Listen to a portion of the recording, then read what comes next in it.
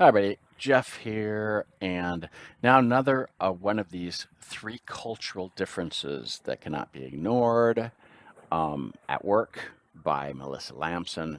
I'm talking about the Germans specifically here in the one book about Germans. Sorry, I can't get this lighting to get here, but I got light in my face, and I'm gonna be careful. It's just kind of I'm gonna blind you with the light shining off my face coming through the window, and I can't change that. Um, so the Melissa Lamson and her three cultural differences. The one I'm talking about now is time control. So, so for the Germans, so that the trait is there are cultures that are time controlled and there are cultures that are time uncontrolled. The Germans are very time controlled. Okay, and we can call this time restrained or constrained as well, right? And the concept here, I mean, you don't have to even go very far to figure this out, right? So the Germans, I mean, consistently, I've worked in this company for 14 years. Every meeting, every meeting that where there's a majority of Germans, okay. Um, and I'm saying Germans that have lived in Germany. I'm not saying Germans that have actually lived in the United States, because the Germans that have actually lived in Anglo-Saxon countries, which I've known a few, they have a whole different perspective of this, right? Very different, very different pragmatic, a different sort of pragmatic approach, right? The several I've known that have lived a considerable amount of time into other Anglo-Saxon cultures, and even married into those, or had been married to someone else, and then actually lived in those other cultures too, right? But in Anglo-Saxon cultures, typically have a pretty major change in how they see the time control. But Germans in general, their concept of time control is you come to meetings, and if you're 1 minute late to the meeting, okay, they're actually at the beginning, they're there at zero or even before. And they start taking the roll at the beginning of the meeting. They want to know who was there, participants, roll, roll, roll, roll, and who's not there from the first minute, right? I'm lit from the first minute. And if you're after 1 minute, they make a thing. They make it so the whole thing is we are complete, which comes from German, because complete. And I keep telling, well, we don't say complete in English. Okay, we say it's a full house. We're all here, but they say we're complete, and they say it from the first minute, right? So if someone pops in like 2 minutes late because they're coming from a meeting, there's this shame approach. It's like you're late.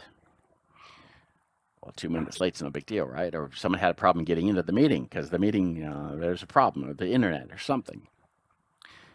And there's this shame culture of this kind of the person actually arrives, because you've just wasted, the 2 minutes times the number of people that are in the meeting. So if there are 10 people in the meeting, you have 2 minutes. You've just wasted 20 minutes of time. There's this. It's I usually mentioned. It's just this statement. This kind of. It doesn't have to say it yet. But I've talked to people, and it's just who are Germans that say this is just the way it is.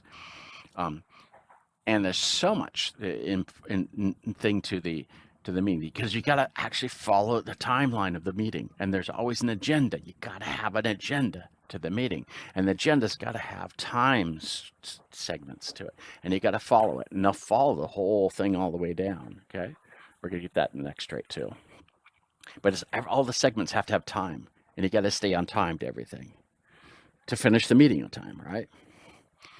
Um, and and even coming to the meeting, there's there's an expectation that you actually have to be at the meeting before the meeting starts, for the meeting to start on time, right?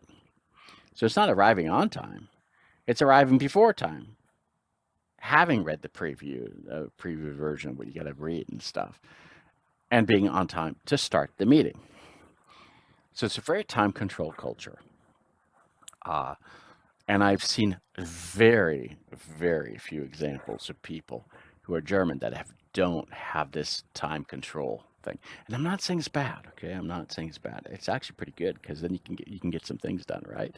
Decision making happens with the Germans. I'll tell you, decision making happens. I'll tell you, I'm going to get the book on the French, and boy, people come to the meeting and they're just like, we're going to begin to think about the idea. Okay, so it's a whole different culture, right?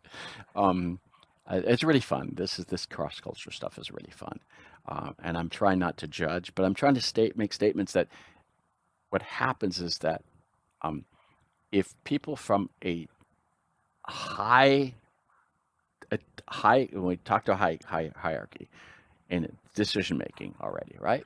But in a time controlled kind of situation where everything's got to be timed, and you got to be on time, and you got to make the decisions in the time frame that you got to make the decisions of the 5 minutes, right?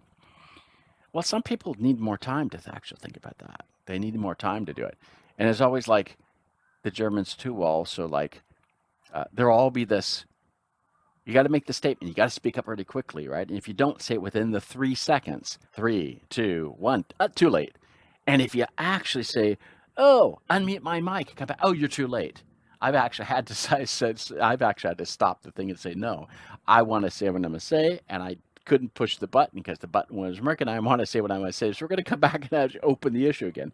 It's like when you've made a motion in a national, a national annual business meeting, right? And you got to first it, who second votes it. Oh, closed, right? But sometimes, oh, I didn't get in. I couldn't raise my hand because my hands are handcuffed, right? Or something. Or I was opening the door to come in, right? Or something. Or I couldn't unmute my mic in the meeting, right? Unmute the microphone in the Zoom meeting, right? There have been times the Germans say, "No, too late." Well, no, it's not too late. It's not too late. 3 seconds is not too late. But for the Germans, 3 seconds is too late, right? So you get to this whole debate, right? I've seen it so many times, um, and so it can be real. This can be really difficult for people that do not come from a time control, an extremely time controlled culture. Okay, let's say it that way. There's kind of a general expectation of time control meetings in general, except other cultures. Maybe I'll do a separate whole another videos on those cultures, right? That are really woo. You can't whatever, which is cool too. So they all have they all have their pros and their cons, right? But if you come from a culture that is not so time controlled, you're confronted with a German time controlled culture, you will it will be a painful experience. Let's say that, um, and you have to learn to adapt to that. And it comes down to actually how many Germans are in the time controlled meeting, right? Or the time control the event. If they're the majority, then everybody follows, right? Um, if they're a minority, that can actually that can change things, right? It depends on how many there are. But let's say it all works in the bubble. So in the cultural bubble, if you got all Germans there, or pretty much all Germans there, then everybody follows the time control. If they're not in the majority, then that kind of follows another path, right? But we're talking about when it works in the bubble, and we're talking about when there's conflict, right, between different cultures. So time control, that's the thing on time control for the Germans. And we'll continue on with another trait here. And we're going to see how all these things kind of interact because all these are not compartmentalized traits. What happens, they all kind of converge and work together, or they don't work together, right? So that's why cross culture work is so fun, because you know intracultural work within the same bubble, things tend to work, right? Um, and then intercultural, cross-cultural stuff is where all the fireworks start happening, right? So that's what we're kind of working on is how to avoid the fireworks while you know that the potential for the fireworks was there, right? So, and contention and all that is going to be there because conflict will be there because you got different cultures that have different cultural identities and kind of these general principles. Again, general principles, there are always exceptions, okay? But this is another general principle you have to deal with, right? So that's the one on time control.